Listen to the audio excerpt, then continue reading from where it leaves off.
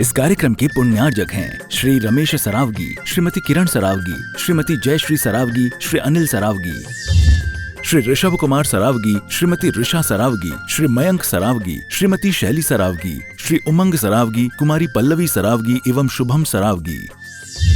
सरावगी उद्योग फाउंडेशन जो अपने घरों में बैठ करके पारस चैनल के माध्यम से अपनी शंकाओं का समाधान प्राप्त कर पा रहे हैं, उन सब का इस मंच की ओर से मैं वंदन करता हूं, अभिनंदन करता हूं और आप सबको लिए चलता हूं गुरुदेव के श्री चरणों में, इस भाव के साथ कि गुरुदेव हमें इस विद्या प्रमाण गुरुकुल में उपस्थित पाकर के हमारे लिए आशीष की वर्षा करें। गुरुदेव परमात्मा गिरी महाराज जिन्होंने गुणायतन में सम्मेद शिखर के गुणायतन में एक ऐसा अद्भुत कीर्तिमान बनाया है जिससे जैन संस्कृति अक्षुण्ण होगी, जहां का अनुभव केंद्र देख करके आप हम नहीं, अभी तो पूरा विश्व दांतों तले अंगुली दबाएगा। वहां पर सहस्कुट जनालय, पंचायत सैनिक का अकृत्रिम चैत्र वज्र मंदिर एवं साधना बसति का तथा अनेकानेक गुरुदेव की परिकल्पना के वे आयतन जो दुनिया को चकित करेंगे, ऐसे गुरुदेव ने पहली बार भोपाल नगर में, मध्य पूरे भारत के भोपाल नगर में ऐसा अवसर प्राप्त हुआ कि प्रथम बार श्री विद्या प्रमाण गुरुकुल की संस्थापना इनके प्रेरणा से यहाँ पे हुई। बहुत बहुत सौभाग्यशाली हैं भोपाल के वे नगर निवासी और वे पूरी कमेटी जिन्होंने यह सौभाग्य प्राप्त किया है। मैं आप सबको आपके भाग्य की सराहना करता हुए परम गुरुदेव से संबद्ध करने जा रहा हूं। मैं चाहता हूं कि गुरुदेव के श्रीमुख से अपनी शंकाओं के समाधान प्राप्त करें, उसके पूर्ण गुरुदेव का आशीष हम पर आच्छादित हो। अतः मेरे साथ उच्चारिए नमोस्तु महाराज, नमोस्तु महाराज, नमोस्तु महाराज।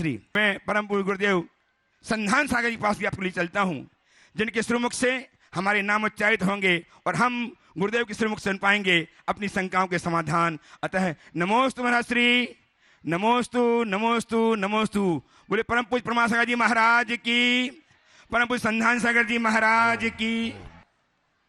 शंकर समाधान के आज इस सत्र में अपने बीच में जलगांव से अभिषेक जी, अनिल जी निरखे यहां पर उपस्थित हैं। एक बार जोरदार ताली बजा दीजिए। जो भारत के तीसरे व्यक्ति हैं ये, जिन्होंने MS इन वाटर टेक्नोलॉजी इसमें अपना एक विशिष्ट स्थान प्राप्त किया है। वे अपना प्रश्न गुरु चरणों में कर रहे हैं और उसके बाद में तैयार रहेंगे।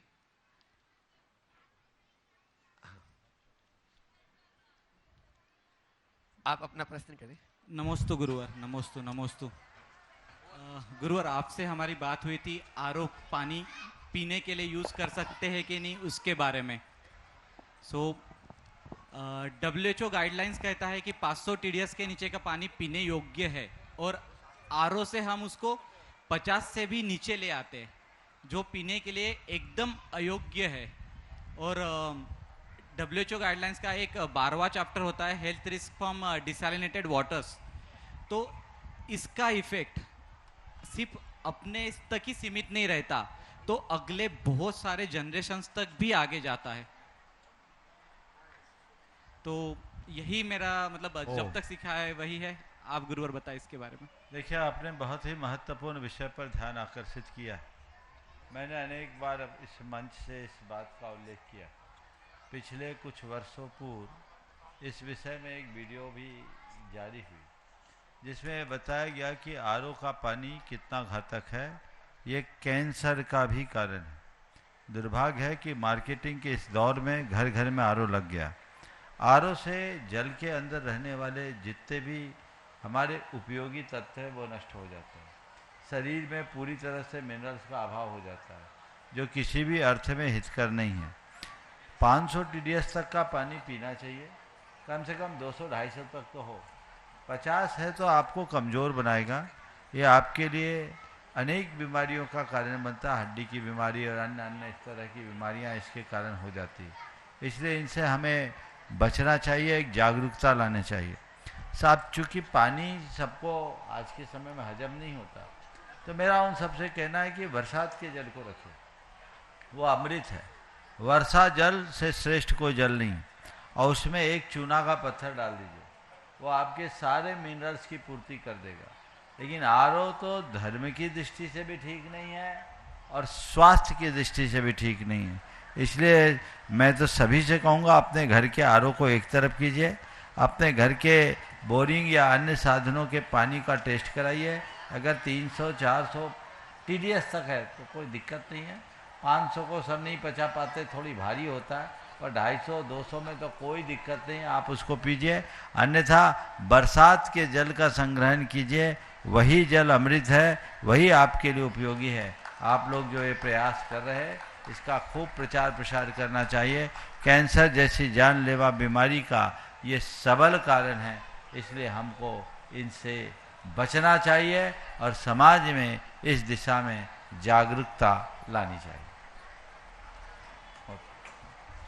चलिए बच्चों, कक्षा ओम कक्षा शांति। सब बच्चे शांत हो जाओ एकदम। हाँ, मूर्ति बन जाओ, है ना, बिल्कुल। चलिए बोलो बोलो। कक्षा 7 के आर्यांश जैन साडोरा के हैं, जिला अशोकनगर। खड़े हो जाएं। 7 के सब और बच्चों को मैं खड़े। चाहूंगा 7वीं क्लास के सभी बच्चे एक बार खड़े हो जाएं ताकि आपको पूरा देश भी देख लेगा। आगे आ जाओ आर्यांश जिसके। जैन आगे आ जाए, जो अपना प्रश्न करेगा गुरु चरणों में। दोनों मुनि हाथ राजाओं जोड़ लो, सभी हाथ जोड़े। हाँ, दोनों मुनि राजाओं के चरणों में मेरा बारंबार नमोस्तु नमोस्तु नमोस्तु, और छुल्लक महाराज जियों के चरणों में इच्छामी इच्छामी इच्छामी। महाराज जी, मेरा प्रश्न है कि धार्मिक शिक्षा से हमें क्या प्राप्त होता है और लौकिक शिक्षा से हमें क्या प्राप्त होता है? बहुत अच्छी बात है। देखो, धार्मिक शिक्षा और लौकिक शिक्षा से क्या प्राप्त होता है? लौकिक शिक्षा से जीवन में ज्ञान बढ़ता है और धार्मिक शिक्षा से जीवन का ज्ञान मिलता है।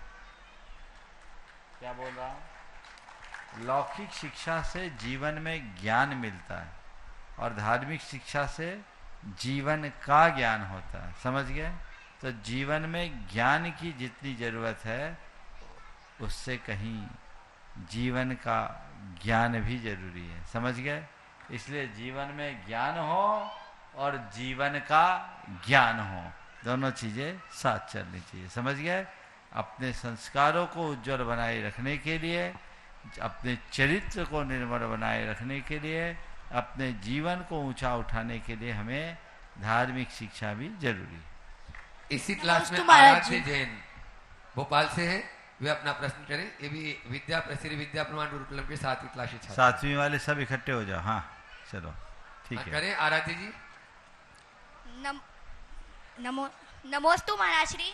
मेरा प्रश्न ये है कि जिंदगी बहुत छोटी सी है, तो इस जिंदगी को व्यर्थ ना करके हम ऐसा क्या कार्य करें कि जिंदगी का समय हमारे लिए अच्छा हो। बहुत सुंदर सवाल। जिंदगी बहुत छोटी सी है और हम अपने जिंदगी को व्यर्थ ना करते हुए ऐसा क्या करें कि हमारा जीवन अच्छा हो जाए। हर पल एक बात सोचो कि मेरे पास जीवन छोटा है और छोटे जीवन में मुझे अच्छा करना है। अपने समय का हमें अपव्यय नहीं करना। जब हमारे पास टाइम कम होता है और काम ज़्यादा होता है तो हम लोग क्या करते हैं? सबसे पहले इम्पोर्टेंट काम करते हैं ना। तो जो जरूरी काम है उस पर फोकस रखो, गैर जरूरी कामों को गौन करो। चलो नमोस्तु महाराज श्री। क्लास भी लिखना था। मनोज के दिन इसी में है 7वीं में। बस दो ही आगे। अच्छा 2 ही कर ले। हाँ चलो आज 2 हो गए। अब 6वीं क्लास के बच्चे खड़े हो जाएं अपने स्थान पर और 6वीं क्लास का बालक प्रश्न पूछेगा। हितेश जैन। ओम बोलो, कौन है हितेश? हितेश जैन है। स्थान का नाम भी लिखो और दूसरा बोलो। चलो कोई भी 2 बच्चे पूछ लो या तो।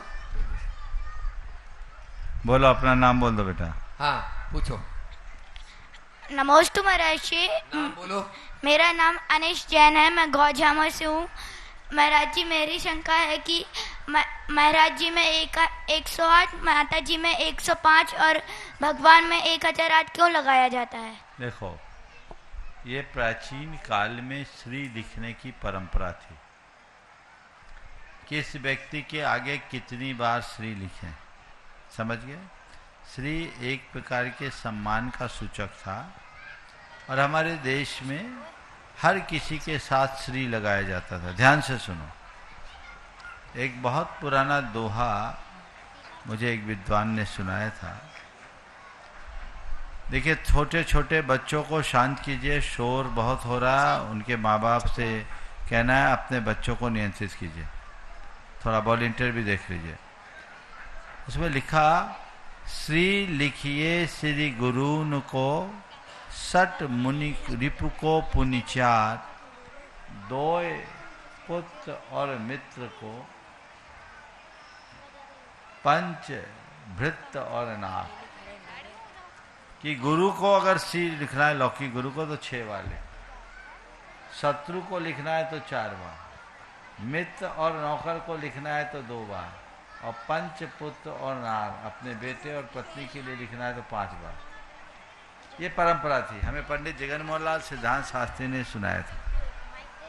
तो पहले कभी लिख दिया श्री 4, यानी समझ लो ये दुश्मन। हाँ, तो ये परंपरा थी। तो अब मुनियों के आगे 108 बार, एलक छुलक कारिका के आगे 105 बार, और भगवान के आगे 1008 बार। अब तुम्हारा सवाल यह हो सकता है 108 बार ही क्यों?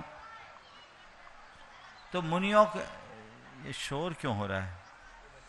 इधर अंदर है कि बाहर की आवाज है? पंडाल के बाहर तो नहीं है। शांत, एकदम शांत। मुंह पे उंगली रखो। एक बार में उधर जो 2-3-4 बच्चे खेल रहे, उनके माँ बाप को बोलो उन्हें संभाले। बच्चों को संभालो, ऐसे नहीं बनेगा।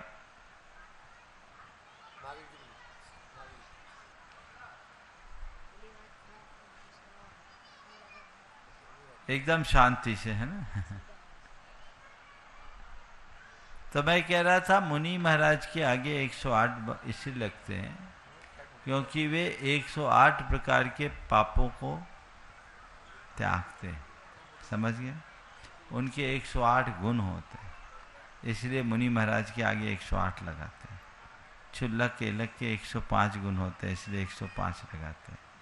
भगवान के आगे 1008 इसलिए लगाए जाते हैं क्योंकि भगवान के 1008 नाम होते हैं और उनके शरीर में 1008 लक्षण होते हैं, इसलिए 1008 लगाते हैं। समझ गए? नमस्ते महाराज जी, आपने बोला था कि 21 तारीख को योगा दिवस मनाएंगे और अब तो छुट्टियां लग गई और सब बच्चे चले जाएंगे, फिर क्या होगा? अभी बता देंगे। किसको करना? चलो, एक बच्चा और पूछ सकता है, 6वीं क्लास का। हाँ, पीछे माइक दो उसको। ओ हाँ, बोलो। हाथ जोड़ो, सभी हाथ जोड़ो। हाँ। नमोस्तु महाराज जी, मेरा प्रश्न ये है कि मंदिर की घंटी रात को क्यों नहीं बजाते, और बजाते हैं तो सुबह क्यों बजाते हैं? देखो, घंटी बजती है ना, तो घंटी की आवाज कैसी होती है? होती है। ऐसी आवाज से क्या होता है? सब एकदम सन्न रह जाते रहते हैं।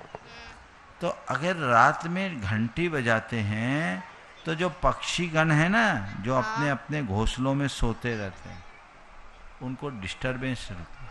अच्छा। इसलिए जैन परंपरा में रात में घंटी न बजाने की परंपरा है। समझ गए? दिन में वो खुद एक्टिव रहते हैं तो कोई दिक्कत नहीं। समझ गए? चलो आओ, हो गया। नेक्स्ट।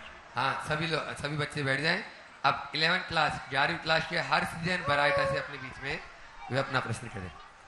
पूरी 11वीं क्लास खड़ी हो जाए, सभी बच्चे हर सीजन अपना ओम। सब मौन से बैठेंगे, वही मुंह पे उंगली रख लें। हाँ, बोलो।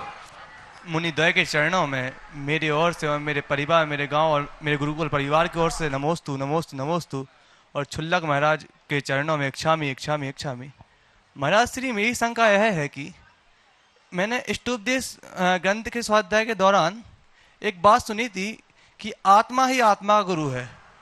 चलो माना हमारी आत्मा गुरु है, हम उस गुरु को कैसे पहचानें कि हम मोक्ष जा सके? वो गुरु कैसा है, हम उसे कैसे जान सकते हैं? कृपया मेरी शंका का समाधान कीजिए। आत्मा को जानोगे तो आत्मा के गुरु पन्ने को जानोगे। पहले आत्मा को तो जानो, आत्मा है क्या। समझ गए? बार बार आत्मचिंतन से, अध्यात्म शास्त्रों के अध्ययन से हमारे हृदय में आत्मज्ञान होता है। और जब हम आत्मज्ञान के बाद आत्मा में लीन होते हैं तो उस आत्मलीनता के स्थिति में हमारी बाहरी अपेक्षाएं खत्म हो जाती हैं और तब हम इस स्थिति में आ जाते हैं कि खुद को ही खुद का मार्गदर्शक बना लें। फिर हमें किसी के आलम्बन की जरूरत नहीं होती। समझ गए? स्वस्मिन सदबलिशत्वा, है ना? अपने आप की खुद की इज्जत की अभिलाषा करने के कारण आत्मा एरेव गुरु आत्मना, आत्मा ही आत्मा का गुरु। नमोस्तु महाश्री। दभिष्ट ज्ञापकत्वतः, आत्मा ही हमारे अभिष्ट को बताता है। खुद की सत की अभिलाषा, कल्याण की अभिलाषा आत्मा के अंदर है, इसलिए आत्मा ही आत्मा का गुरु। चलो। स्पर्श जैन वह भी 11th क्लास में है? नहीं। अच्छा, दूसरा एक कोई भी पूछ ले 11वीं क्लास से। नाम बताओ। ऋतिक जैन। नमोस्तु महाराज जी। कहाँ से आए हो और बताओ? खड़ेरी जलादमोए मध्य प्रदेश। हाँ। महाराज जी, मैंने 6 दाला की तीसरी दाल में पढ़ा है कि जो बहिरात्मा होता है वो करता है कि जो बहिरात्मा देह जीव को एक गिनता है, मतलब खुद शरीर को अपना मानता है, जो बहिरात्मा आत्मा होता है। तो वो ऐसा परमात्मा कैसे हो जाता है कि वो अपने शरीर को, मतलब ये आत्मा शरीर को अपना मानना छोड़ देती है? देखो, कभी किसी पानी में कभी लकड़ी के टुकड़े को डालते हुए देखा है ना? तो जब पानी के भीतर लकड़ी का टुकड़ा होता है तो कैसा दिखता है? तैरता है, मतलब अंदर तिरछा दिखता है कि सीधा दिखता है? सीधा। तिरछा। आज प्रयोग करके देखना। हाँ। पानी में लकड़ी का टुकड़ा डालोगे तो तिरछा दिखेगा, है ना? बाहर निकालोगे तो सीधा। तुम्हें भ्रम हो सकता है, अरे पानी में जादू है, ये लकड़ी तिरछी हो गई। लेकिन लकड़ी तिरछी नहीं होती, तिरछी दिखती है। क्या है? दिखती है। दिखती है। जिसको इस बात का ज्ञान है, जो प्रकाश के परावर्तन के नियम को जानता है, वो कहेगा कि ये पानी तिरछी दिख रही है, तिरछी है नहीं। लकड़ी तिरछी दिख रही है, तिरछी है नहीं। जी महाराज जी। दिख क्यों रही है? क्योंकि प्रकाश की किरणें एक माध्यम से दूसरे माध्यम पे जाती तो तिरछी पड़ती है, तो दिख रही है, तिरछी है नहीं। लेकिन जिसको इसका ज्ञान नहीं, वो कहेगा अरे ये तो तिरछी हो गई, है ना? हाँ। ऐसे ही आत्मा देह रूप दिखती है नहीं। पर अज्ञानी देह रूप दिखने वाली आत्मा को देह स्वरूप ही मानता है, और ज्ञानी देह में रहते हुए भी आत्मा को विदेह, देहातीत मानता है। समझ गए? जी महाराज तो अलग से कुछ करना नहीं, केवल दृष्टि को परिवर्तित करना है। इसी का नाम भेद विज्ञान है। समझ गए? जी महाराज जी। नमस्ते। एक बार सभी गुरुकुल के सभी छात्रों के लिए जोरदार ताली बजा दीजिए। और अब चलते हैं अतिशय जी जैन, सीए, ये अपने विदिशा से अपने बीच में एक और सवाल है, बोलो। हाँ, एक लोकेश का भी है इसमें। विद्यासागर जी महाराज के चरणों में कोटि कोटि नमन, कोटि कोटि बंदन। प्रमाण सागर जी महाराज के चरणों में कोटि कोटि नमन, कोटि कोटि बंदन। और सभी क्षुल्लक जी के चरणों में इच्छामी। महाराज श्री, मेरा प्रश्न ये है कि हमने सुना है कि सारे मुनि बनने के बाद ही मोक्ष प्राप्त होते हैं, लेकिन सब मोक्ष प्राप्त होते हैं, लेकिन आम लोग मोक्ष प्राप्त नहीं हो सकते क्या? आम लोग मोक्ष को नहीं जा सकते, यही पूछना चाह रहे हो ना? हाँ। देखो भाई, मैं तुमसे एक सवाल करता हूं।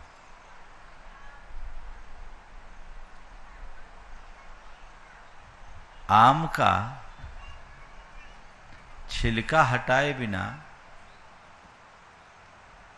उसके अंदर की गुठली और रस निकल सकता है क्या? हाँ? नहीं। रस निकालना है तो बाहर के। चलो दूसरा उदाहरण देता हूं, तो आम तो निकाल लोगे तुम। धान का छिलका हटाए बिना चावल निकल सकता है क्या? नहीं। हाँ? छिलका हटाना पड़ेगा ना।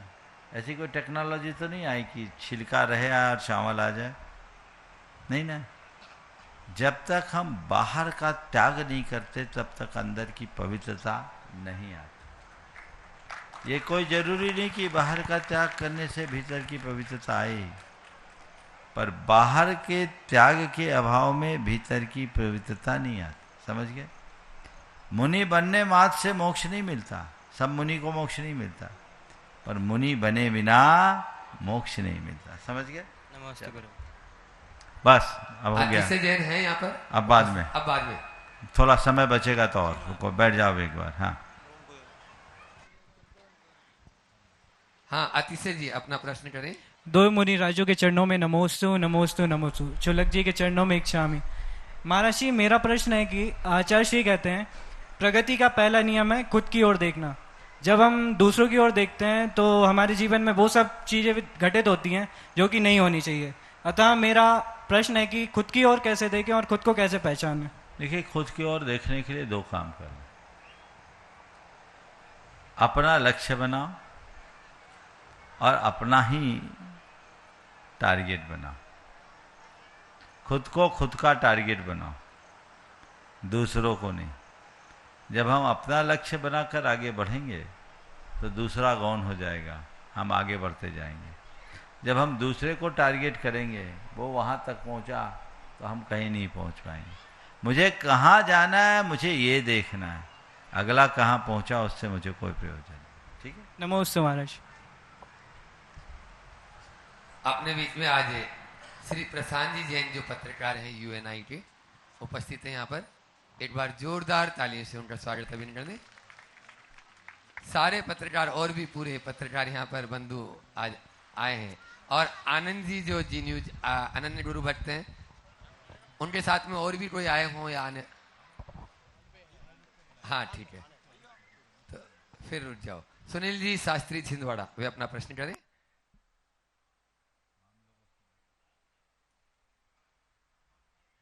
शॉर्ट में अपना प्रश्न करेंगे, ज्यादा लंबा चौड़ा नहीं जी। आपका हाँ आज दोबारा नंबर लग गया जी। गुरुवर को कोट सा वंदन। गुरुवर, मेरा प्रश्न है कि प्रकृति नियम के हिसाब से बदलती है और हर शब्द और हर वर्णावली में था। तो मेरे बच्चे ने पूछा है प्रश्न कि एक सूत्र है पापा जी, मुझे एक पहला अध्याय याद है और उसमें तत्प्रमाणे एक सूत्र आता है। तो गुरुवर मुनिश्री यहाँ विराजमान है तत्प्रमाणे, तो प्रमाण शब्द का क्या अर्थ होता है उसकी तरफ से मैं पूछ रहा हूँ महाराज जी, कि वो बार बार हमसे पूछ रहा था। मैंने कहा ये महाराज जी से शंका कर लेना, उसी का प्रश्न था ये। तो महाराज जी तत्प्रमाणे एक सूत्र आया, उसका क्या अर्थ और प्रमाण शब्द का मूल अर्थ क्या होता है वो आज बता दीजिए। नमोस्तु गुरुवर। देखो, प्र यानी उत्कृष्ट और मान यानी ज्ञान, इसका नाम है प्रमाण। एकदम सीधे साधे शब्दों में कहें तो हम कह सकते हैं सम्यक ज्ञानम प्रमाणम, सही ज्ञान को प्रमाण करते हैं। लोक में जो प्रमाण शब्द है वो सबूत के रूप में प्रयुक्त होता है, इसका क्या प्रमाण है। लेकिन प्रमाण का वास्तविक अर्थ है सही ज्ञान है। समझ गए? तो सम्यक ज्ञान को प्रमाण कहते हैं, ये समझ लेना। चलो, श्वेता जी श्रृंगी सिलवानी अपने स्थान पर खड़े हो जाए। और इसके बाद नेक्स्ट अपने बीच में अनन्य गुरु भक्त कीर्ति जी जैन दिल्ली। मुनि द्वय के चरणों में बारंबार नमोस्तु नमोस्तु नमोस्तु, छुल्लक जी को इच्छामि इच्छामि इच्छामि। हे गुरुवर, मेरी शंका है कि जो अभी अहमदाबाद में मेडिकल कॉलेज था वहाँ जैन फूड अवॉइड था, अलाउ नहीं था, तो जो छात्र बाहर खाने गए थे जैन छात्र वो बच गए। पहले तो इस सवाल को संशोधित करो, व्हाट्सएप के समाचारों को प्रमाण मत माना। हम ये सब ऐसा नहीं है कि वहाँ जैन फूड अलाउड नहीं था, वो कॉमन मेस था, वेज मेस नहीं था, वेज नॉन वेज दोनों चलता था। समझ गए? इसलिए जो इससे परहेज करते थे वो बच गए कुछ लोगों ने व्हाट्सएप में ऐसा प्रचारित किया, मुझे भी बताया। मैंने कहा इसको थोड़ा, यही आपके राजेश जी मड़वैया ने सुबह बताया था, तो मैंने कहा थोड़ा इसका पता करो। ये जो मैसेज आपने पढ़ाया है, मुझे सुनाया है, मुझे लगता है ये थोड़ा सा फैब्रिकेटेड है। इनने पता करके इन्हीं ने मुझे बताया, थोड़ा खड़े हो जाओ भाई, इन्हीं ने मुझे बताया कि महाराज वो veg non veg common restaurant था, समझ गए? मैस में वेज नॉन वेज दोनों थे। जो प्योर वेज वाले थे वो वहाँ नहीं गए। तो ऐसा नहीं कि जो वेज नॉन वेज है उसमें वेज नहीं मिलता। तो ये कहना उचित नहीं है कि जैन फूड पर बैन था। ये कह सकते जैन फूड उपलब्ध नहीं था, ये कह सकते हैं। बैन शब्द उचित नहीं है। आज तक विश्व में कहीं जैन फूड पर बैन नहीं किया गया। अगर बैन होगा तो ये बहुत दुर्भाग्यपूर्ण होगा। इसलिए ऐसे समाचारों को इस तरीके से प्रस्तुत न करें। और एक बात और बता रहा हूँ, इन घटनाओं को, ये बहुत ही दुर्दांत घटना है, दुखद घटना है, और हमें उन सब के प्रति संवेदना और सद्भावना प्रकट करनी चाहिए जिनका ये दुखद अंत हुआ है। उनकी सदगति हो और उनके परिवारों को संबल मिले, ये भावना हमें रखनी चाहिए। गुरुवर, हम लेकिन अपने इस तरह की घटनाओं को इस तरीके से प्रस्तुत करना उचित नहीं है। ये तो संयोग है। अगर योग होगा तो किसी का कहीं भी अंत हो सकता है। हम तुम बैठ के यहाँ धर्म ध्यान कर रहे हैं, कोई भरोसा है क्या? तो इसलिए इन सब बातों को इस तरीके से प्रचारित करके अहिंसा और शाकाहार की तरफ आकर्षित करना मेरी नज़र में बहुत उथलापन है। अहिंसा शाकाहार के प्रति जागरूक करके प्रेरित करें, उनकी संवेदना को जगा करके परिवर्तित करें तो उपलब्धि है। इसलिए शॉर्टकट ना अपनाएं और केवल व्यू करेक्ट गेन करने के लिए इस तरह की बातें करना अच्छी नहीं लगती। अपने बीच में डॉक्टर अरविंद जी जैन जबलपुर, जो डोनाइटन ट्रस्टी हैं, पूरे परिवार के साथ में यहाँ पर उपस्थित हैं। वे अपना एक प्रश्न करेंगे। डॉक्टर अरविंद जी तक माइक पहुंचाए। नमोस्तु महाराज जी। नमोस्तु महाराज जी। क्षामी महाराज जी। महाराज जी, हमें पता होता है कि हमें गलती नहीं करना है, फिर भी हमसे गलती क्यों हो जाती है? बहुत अच्छा सवाल किया। हमें पता होता है कि हमें गलती नहीं करना, फिर भी हमसे गलती क्यों हो जाती है? इसलिए क्योंकि हम अपनी गलतियों के प्रति अवेयर नहीं रहते। जागरूक रहेंगे तो कैसे गलती होगी? समझ गए? देखो, पेपर देते समय गलती करते हो क्या? हाँ महाराज जी, कभी बहुत कम होता है। हाँ। कम होता है ना? यस महाराज जी। हाँ हाँ महाराज जी। अपने टीचर के सामने कोई गलती करते हो?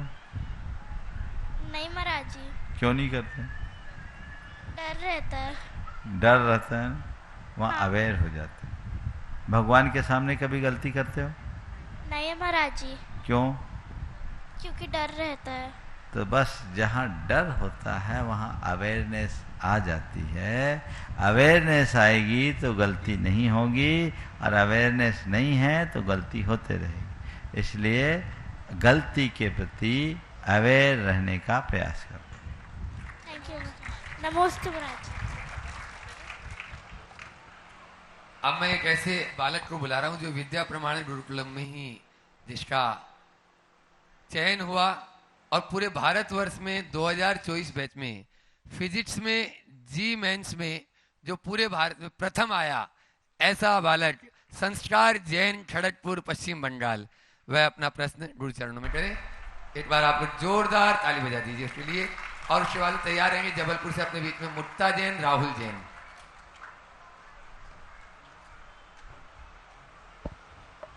महाराज जी के चरणों में नमोस्तु नमोस्तु नमोस्तु। शुल्लक जी के चरणों में इच्छामि इच्छामि। महाराज जी, मेरा प्रश्न यह है कि मुझे ऐसा मेरे भाई जैसा सौभाग्य नहीं मिला कि मैं इस गुरुकुलम में प्रवेश ले पाऊँ, पर फिर भी विद्यार्थी होने के नाते मैं एक आदर्श जीवन कैसे जी सकता हूँ? बहुत अच्छा। फिजिक्स में तुम्हारा आया है कि तुम्हारे भाई का आया है? मेरा है। हाँ, तो महाराज को संशोधित करना चाहिए। मैं आश्चर्य में पड़ गया कि फिजिक्स में टॉप करने वाला बच्चा कॉमर्स में कैसे आ गया। तो कन्फ्यूजन निकाल दीजिए, ख़त्म कर दीजिए। ये तो फिजिक्स में 100 मार्क्स 100%, 100 मार्क्स पूरे लाए, बहुत अच्छी बात है। 10th में 12th में? नहीं, जेई मेंस में। जेई मेंस, बहुत अच्छी बात। चलिए, बहुत अच्छा। और इसके भाई का यहाँ कॉमर्स में आया सिलेक्शन, कौन सी क्लास में? 7th क्लास में। 7th में, बहुत अच्छी बात है। आपने पूछा, अब अपना सवाल करो। कि एक विद्यार्थी होने के नाते मैं एक आदर्श जीवन कैसे जी सकता हूँ? बहुत अच्छी बात है। एक विद्यार्थी होने के नाते आदर्श जीवन जीने के लिए 4 बातों को आत्मसात करो। सबसे पहली बात, अपने लक्ष्य को सामने रख करके चलो।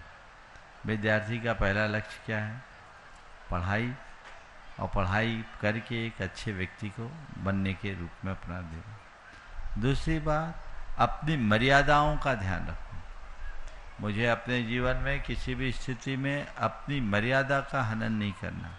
ये मर्यादा मेरे धर्म की मर्यादा, मेरे कुल की मर्यादा, मेरे समाज की मर्यादा और मेरे जीवन की खुद की मर्यादा। ये मर्यादा का मुझे किसी भी अर्थ में उल्लंघन नहीं करना। नंबर 3, अपने हृदय को संवेदनशील बना के रखें और प्राणियों के प्रति मन में संवेदना, समझ गए। और नंबर 4, धर्म के प्रति श्रद्धा बना के रखो, तो हमारा जीवन आदर्श श्रेष्ठ जीवन बनेगा। नमोस्तु महाराज जी। हाँ, जिनका नाम बोल दें वो खड़े हो जाया करें ताकि माइक मार हाँ, पहले वहीं उधर जाए। समय बचे। मुक्ता जैन, राहुल जी जैन, जिनका सुपुत्र आगम जैन यहाँ पर गुरुकुल में, जिसका द्वय मुनि और राजों ये शिक्षा मित्र के रूप में भी जुड़े हैं। और बिटिया है मुक्ता, जो सिद्धार्थ जी जैन सतना, पंडित सिद्धार्थ जी जैन की। एक बार जोरदार ताली बजा दीजिए। और सम्मान के लिए विनीत जी डोदा और अनुभव जी सराफ, अध्यक्ष महामंत्री श्री विद्या प्रमाण गुरुकुलम, वहीं पहुंच जाएं और उनका सम्मान कर दें। आप लोग तालियों में कंजूसी नहीं, ये विद्या मित्र के रूप में श्री विद्या प्रमाण गुरुकुलम से जुड़े हैं। मुक्ता, अपना प्रश्न करें। द्वय मुनि राजों के चरणों में बारंबार नमोस्तु रमो लोए सव्यसाउडम। महाराज जी, क्या हमारे आज के विशुद्ध परिणाम पूर्व के जो हमारे पाप है उनका प्रक्षालन कुछ हद तक करते हैं क्या? और जिस प्रकार मैंने बचपन से आपको आइकॉन माना है, क्या मेरा बेटा भी आपको आइकॉन मान के कुछ बन सकता है? मेरे बहुत विचार है इस बार। बहुत सुंदर है। देखो, आज के विशुद्ध परिणाम अतीत के पापों का प्रक्षालन कर सकते हैं क्या? निश्चित कर सकते हैं। बल्कि हम वर्तमान पुरुषार्थ से ही अतीत का अंत करते हैं। अतीत तो व्यतीत हो गया, अब उसका अंत तो हमें वर्तमान में ही करना होगा। तो हम वर्तमान पुरुषार्थ से ही अतीत का अंत करते हैं। इसलिए आज खूब भाव विशुद्धि के साथ जब हम पुरुषार्थ करेंगे तो हमारा अतीत का अंत होगा। जहाँ तक सवाल है कि मैं आपको आइकॉन मानती हूँ, मेरा बेटा भी माने, मैं तो कहता तेरा बेटा आइकॉन बन जाए, इससे अच्छा नमोस्तु महाराज जी। ऐसा महाराज जी, मैं चाहती हूँ ये धर्म की भी, गुरुओं की हमेशा रक्षा करे और कल्याण करे। बहुत सुंदर, बहुत नमोस्तु महाराज जी। चलो वहीं विनीत जी और अनुभव जी सराफ जी वहाँ पे सम्मान कर रहे हैं और आप लोग जोरदार तालियों से विकास अनुमोदना कर रहे हैं। और विकास जी और रवि जी मड़वैया भी वहाँ पर उपस्थित हैं। मैं अब आवाज दे रहा हूँ श्री प्रशांत जी जैन, पत्रकार UNI, और साथ में आनंद जी जैन, जी न्यूज भोपाल। वे अपना प्रश्न, और भी जो आ गए उपस्थित हो गए हो तो वे उनके साथ में हो जाए। नमोस्तु महाराज जी। मंच पर विराजमान दोनों मुनि राजों के चरणों में बारंबार नमोस्तु और सभी क्षुल्लक महाराज जी को एक शामी। महाराज जी, ये हम सभी के लिए गौरव का विषय है कि गुणायतन परिवार की ओर से विद्या प्रमाण गुरुकुलम का प्रवेश महोत्सव यहाँ आयोजित किया जा रहा है कल से, और इसकी बहुत सारी विशेषताएं हैं जो आपके द्वारा अनेक अवसरों पर बताई जा चुकी हैं। फिर भी महाराज जी, मेरी कुछ आज के परिप्रेक्ष्य में मैं जानना चाह रहा था।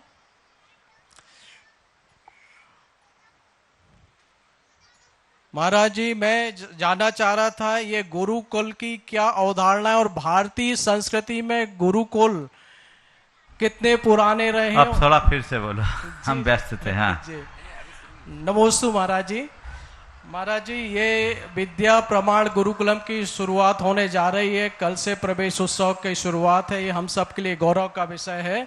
और महाराज जी, मैं इस संबंध में ये जानना चाह रहा था कि गुरुकुल की क्या अवधारणा रही है और आधुनिक समय के परिप्रेक्ष्य में इसके जो भी गुण विशेष रहते हैं उनको हम कैसे समावेश कर रहे हैं।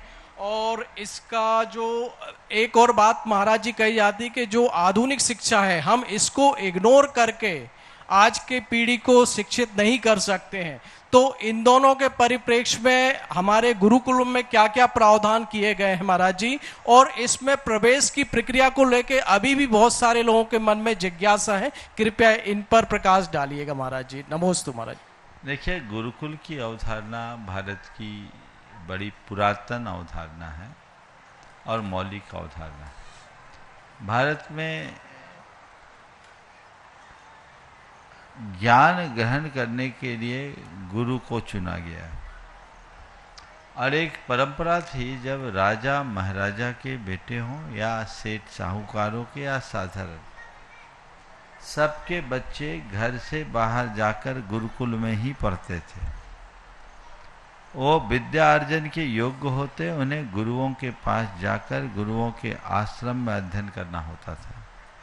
एक समय था जब भारत में शिक्षा की सारी व्यवस्था निःशुल्क हुआ करती थी।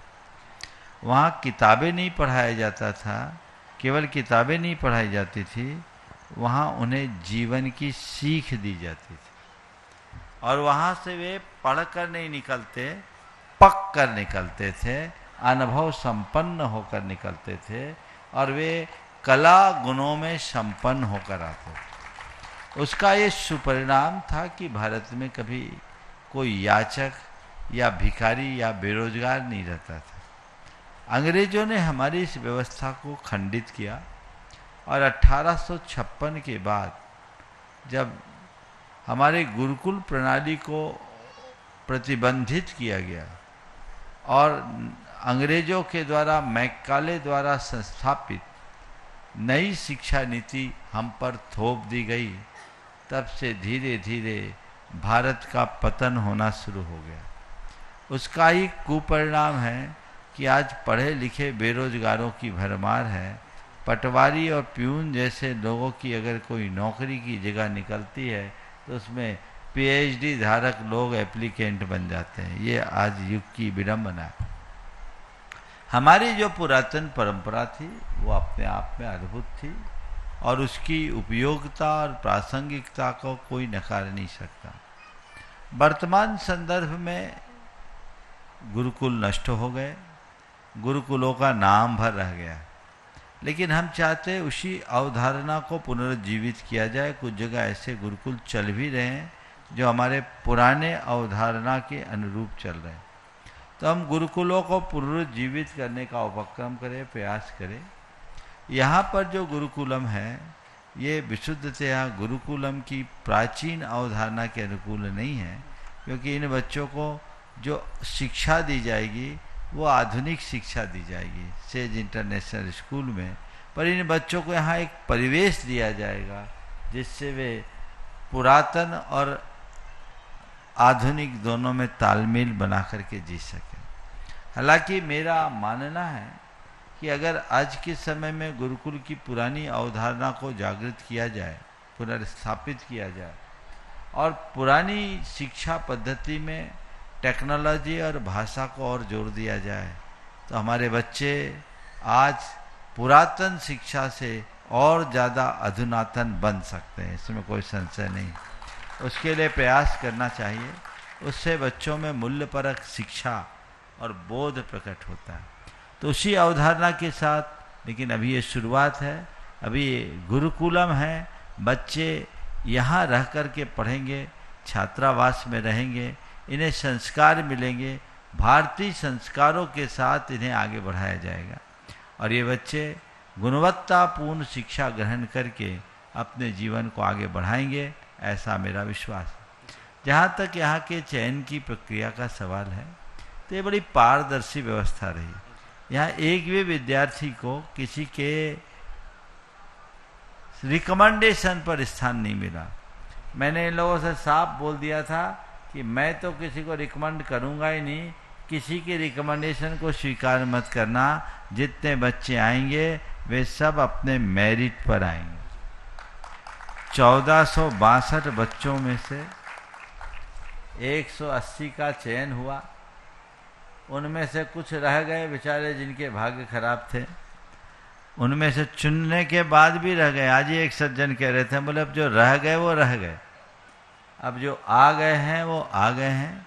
इस वर्ष फिर भी थोड़ी ज़्यादा संख्या है 6वीं और 7वीं में। अगले वर्षों से तो ये भी नहीं रहेगा। अगले वर्ष से केवल 6वीं में बच्चों को प्रवेश मिलेगा, और वह भी उनकी संख्या अभी तक मेरे विचारों अनुसार केवल 30 होगी। एक क्लास में 30 बच्चे हैं, और उन 30 के 30 बच्चों को परिपक्व बनाएंगे। पूरे देश भर से छट करके 30 बच्चे आएंगे, और ये एकदम पारदर्शी व्यवस्था होगी। इसलिए इसमें कुछ सोचने जैसी बात नहीं है। संपूर्ण शिक्षा बच्चों के प्रतिभा के ऊपर है। वो मेधावी बच्चे हैं, इनको निःशुल्क नहीं, एक प्रकार से स्कॉलरशिप के माध्यम से पढ़ाया जा रहा है। और गुणायतन ने ये बीड़ा उठाया है, ये आप लोगों के लिए बहुत ही सराहनीय कार्य है। आपको इसकी सराहना करनी चाहिए। नमोस्तु महाराज जी, नमस्ते। आनंद जी जैन जी न्यूज अपना प्रश्न, और कीर्ति जी जैन तैयार रहे, उसके बाद में सुदर्शन जी पिंडरी। नमोस्तु महाराज श्री, नमोस्तु महाराज श्री। गुरुकुल प्रवेश महोत्सव की कल हम लोग सभी बड़े जोर शोर से तैयारी कर रहे हैं, और सभी बच्चे बड़े उत्साहित हैं कल के प्रोग्राम को लेके। तो आपके मुखारबिंद से थोड़ा सा जानना चाह रहे हैं, जो बाकी भोपाल शहर के लोग हैं वो भी उस चीज़ से अवगत हों कि कल क्या क्या होने वाला है। तो देखिए, कल का दिन एक नए इतिहास की शुरुआत। कल प्रातःकाल गुरुकुल प्रवेश महोत्सव है। स्थापना तो अक्षय तृतीया के दिन हो गई, लेकिन कल बच्चे पहले दिन पहली बार विद्यालय जाएंगे, और वो योजना बनाई गई तय कार्यक्रम के अनुसार। कल से विद्यालय शुरू होना था। आज कुछ बच्चे आए, बोले महाराज सेज इंटरनेशनल से मैसेज आ गया कि 6th और 7th क्लास के बच्चों के लिए मौसम की प्रतिकूलता देखते हुए, गर्मी देखते हुए छुट्टी एक्सटेंड कर दी गई। अब वो 23 तारीख से विद्यालय खुलेगा। ऐसा ही है ना? लेकिन हमने कहा अपना कार्यक्रम जो तय है वो तय है। कल बच्चे सब विद्यालय जाएंगे, और बड़े महोत्सव पूर्वक विद्यालय जाएंगे। सभी जाएंगे। प्रातःकाल शुरुआत 5:20 से भगवान के अभिषेक पूजन से होगी, और उसके उपरांत इन बच्चों को का सत्कार किया जाएगा। एक छोटा सा भावना योग होगा, इनके लिए एक संदेश मिलेगा, और एक संकल्प विधि को संपन्न करेंगे। ये सारा कार्यक्रम लगभग 1 से 1.5 घंटे 5:20 से 7 बजे तक का कार्यक्रम है। उतने कार्यक्रम में संपन्न होगा, और उसके बाद सब बच्चों को यहाँ से बाजा गाजा के साथ विद्यालय भेजा जाएगा। और वहाँ सेज वालों ने भी कहा है कि भले हमारी छुट्टी है, लेकिन इन बच्चों के स्वागत के लिए सेज का पूरा प्रबंध वहाँ खड़ा रहेगा, और वो इन सब का स्वागत करेंगे। ये व्यवस्थाएं हो गई। अब रहा सवाल आगे की क्या व्यवस्था हो। छुट्टियां तो हो गई, अब ये लोग तय कर ले क्या करना है। दूर से आए हुए लोगों को बार बार बुलाना तो अच्छा नहीं है। अगर उनके माँ बाप चाहे बच्चों को ले जाना तो बात जुदी है, नहीं तो दूर वाले यहीं रहे और बच्चों को छोड़ दे। बार बार माँ बाप को आने की ज़रूरत नहीं। पास वाले अगर घर जाना चाहे तो वो सुविधा दी जा सकती है। एक व्यवस्था है। मौसम की प्रतिकूलता 2 दिन से थी, लेकिन आज तो मौसम भी बहुत मेहरबान है। लग ही नहीं रहा है गर्मी है, पर प्रशासन है। प्रशासन ने अपना निर्णय लिया है, तो उसके अनुरूप सबका पालन करना है। कल सभी को इसके साक्षी बनना चाहिए और समय पर उपस्थिति देकर इसका लाभ लेना चाहिए। नमोस्तु महाराज जी। महाराज जी, मैं क्षमा के साथ कुछ यहाँ बोलना चाह रहा था। हमारे बीच में श्री देशदीप सक्सेना जी बहुत सीनियर जर्नलिस्ट हैं, वो भी अभी जस्ट पधारे हैं। प्रोफेसर कॉलोनी निवासी हैं, और टाइम्स ऑफ इंडिया समेत विभिन्न समाचार माध्यमों में रह चुके हैं। तो मैंने उनसे अभी सवाल का भी आग्रह किया था, तो उन्होंने कहा कि अभी मुझे इसकी कॉन्सेप्ट क्लियर नहीं है, जस्ट आया हूं महाराज जी। इसके बावजूद यदि देशदीप जी आप कोई सवाल करना चाहते तो मेरे ख्याल से महाराज जी की आपको अनुमति रहेगी। बाद में थोड़ी देर समझ लेने दो। हाँ, नमस्ते महाराज जी। अपने बीच में कीर्ति जी जैन दिल्ली से और उनके साथ में कांता जी जैन भी हैं, जो वैयावर्ती में भी बहुत लाभ लिए, वे अपना प्रश्न करेंगे और उसके बाद में सुदर्शन जी पिंडरई तैयार रहे कुछ घोषणाओं के साथ। नमोस्तु भगवान, नमोस्तु महाराज श्री, सभी क्षुल्लक महाराज जी को इच्छामि। गुरुदेव, जब हम प्रत्याख्यान करते हैं तो स्वयं को कुछ आत्म सुझाव देते हैं और कुछ वाक्यों को बार बार दोहराते हैं, जो कि हमारा सबकॉन्शियस माइंड का वो हिस्सा बनते हैं, जिससे हमारे जीवन में परिवर्तन आता है। पर गुरुदेव, जो हम सोचते हैं, जो हम देखते हैं और जो हम सुनते हैं, वो भी तो हमारे सबकॉन्शियस माइंड का हिस्सा बनता है। पहले एक बात इससे अच्छे से अपने मन में बिठाल दीजिए कि इन सब का संबंध केवल सबकॉन्शियस माइंड से नहीं। हमारा विज्ञान बहुत आगे है। विगत दिनों मैंने भावना योग के शिविर में इन सब बातों पर बहुत विस्तार से कहा है। हम जो पाना चाहते, जो हम देखना, जो होना चाहते, उसे हम बार बार दोहराएं। बार बार दोहराने से हमारे मस्तिष्क में एक न्यूरल पाथवे बन जाता है, हमारे न्यूरोट्रांसमिशंस चेंज हो जाते हैं, मस्तिष्क की संरचनाएं बदल जाती हैं, और जब मस्तिष्क की संरचनाएं बदल जाती है तो हमारा माइंड वैसा काम करने लगता है। तो सब चीज़ों को सबकॉन्शियस माइंड से मत जोड़िए। पर गुरुदेव, वो जो न्यूरल पाथवे बनता है वो लगातार कुछ चीजें बार बार देखने से या हाँ, सुनने वही से... बोल रहा हूँ, वो आप सबकॉन्शियस माइंड के लिए मैं बोल रहा हूँ। सबकॉन्शियस माइंड तो the power of subconscious mind तक चला जाता है, लेकिन ये और उससे ज़्यादा पावरफुल है। तो वो चीज़ें अपनी जगह है, हम अपने माइंड को ट्रेंड करें, और जो चीज़ें हम बार बार दोहराते हैं तो साइंटिफिकली कैसे काम करता है हमने बहुत विस्तार से इनका विवेचन किया है। आपने उन्हें सुना है, एक बार दोहरा लीजिए, लाभ मिलेगा। नमोस्तु गुरुदेव। सुदर्शन जी पिंडरई वे आज अपनी घोषणा कर रहे हैं। आज गुरुदेव के मानस चित्र श्री विद्या प्रमाण गुरुकुलम से संबद्ध हुए हैं श्रीमान अमित जी, श्वेता जी सिंघई, अभिषेक सिंघई, सलवानी रायसेन से शीघ्रता से आ जाएं। गुरुदेव चरणों की अभिवंदना करें, आशीर्वाद प्राप्त करें। उनका सम्मान करने के लिए गुरुकुलम के अध्यक्ष श्रीमान विनती गोधा साहब, मंत्री श्रीमान अनुभव जी सराफ एवं श्रीमान सुबोध जी निगम, नगर निगम आ जाएं सम्मान करने के लिए शीघ्रता से। और तैयार रहें श्रीमान दिनेश जी, शशांक जी, नर्मता जी जैन, शुद्धात्म शरण जैन, आरा भोजपुर बिहार से आ जाएं शीघ्रता से गुरुदेव चरणों की अभिवंदना करने के लिए, आशीष प्राप्त करें। आपने श्री विद्या प्रमाण गुरुकुलम से जुड़ करके अपने जीवन को धन्य तो किया ही है, साथ ही इसके संवर्धन के लिए आपने अपने भावों को संजोया है, व्यक्त किया है। बहुत बहुत अनुमोदना। आप में से भी बहुत सारे लोग यहाँ विराजमान हैं। मैं कहूँगा आपसे कि आप गुणायतन के इस गुरुकुलम के संवर्धन के लिए यदि आप शिक्षा मित्र के रूप में जुड़ना चाहते हैं तो अवश्य जुड़ें और जीवन को धन्य करें। आपकी तालियां निरंतर इनके सत्कार के लिए निरंतर बजती रहनी चाहिए। आरा वाले श्रीमान शशांक जी, नमता जी आ जाएं शीघ्रता से। शशांक जी, नमता जी जैन, शुद्धात्म शरण जैन, आरा भोजपुर बिहार नहीं है। करताल ध्वनि से उनका सम्मान करें। प्रश्न पूछो। हाँ, एक बार जोरदार ताली। देखिए बंधुओं, आगामी 21 तारीख को अंतर्राष्ट्रीय योग दिवस की बात है, विश्व योग दिवस।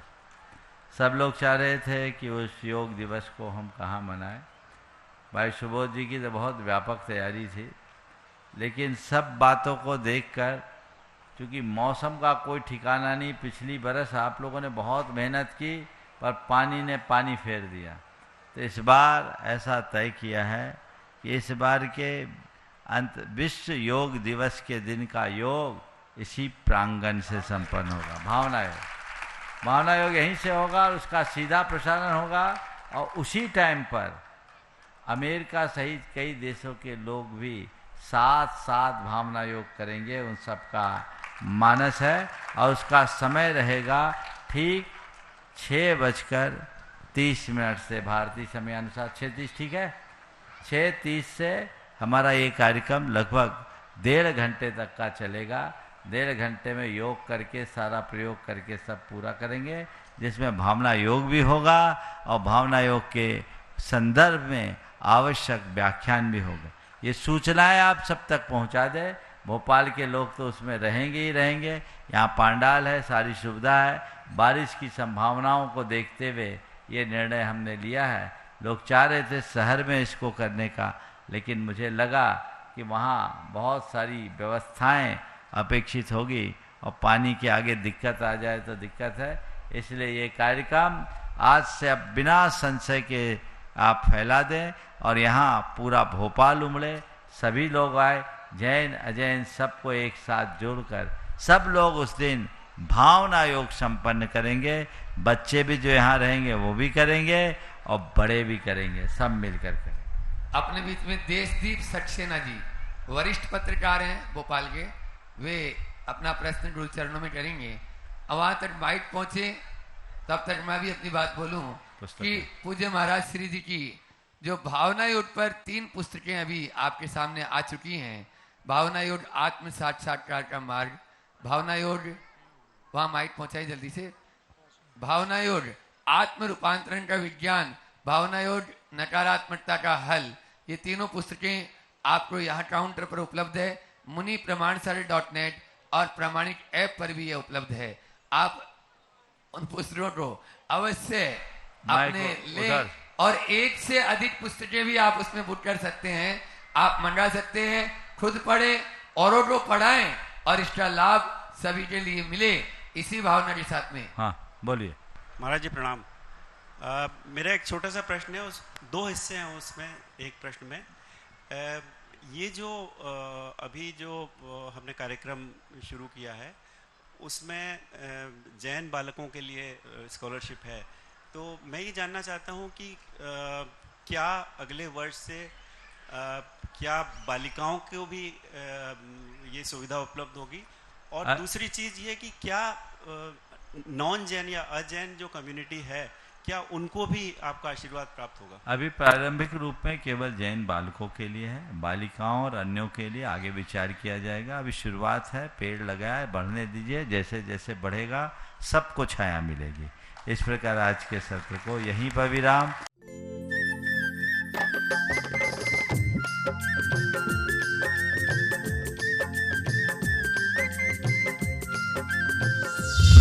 इस कार्यक्रम के पुण्यार्जक हैं श्री रमेश सरावगी, श्रीमती किरण सरावगी, श्रीमती जयश्री सरावगी, श्री अनिल सरावगी, श्री ऋषभ कुमार सरावगी, श्रीमती ऋषा सरावगी, श्री मयंक सरावगी, श्रीमती शैली सरावगी, श्री उमंग सरावगी, कुमारी पल्लवी सरावगी एवं शुभम सरावगी। सरावगी उद्योग फाउंडेशन।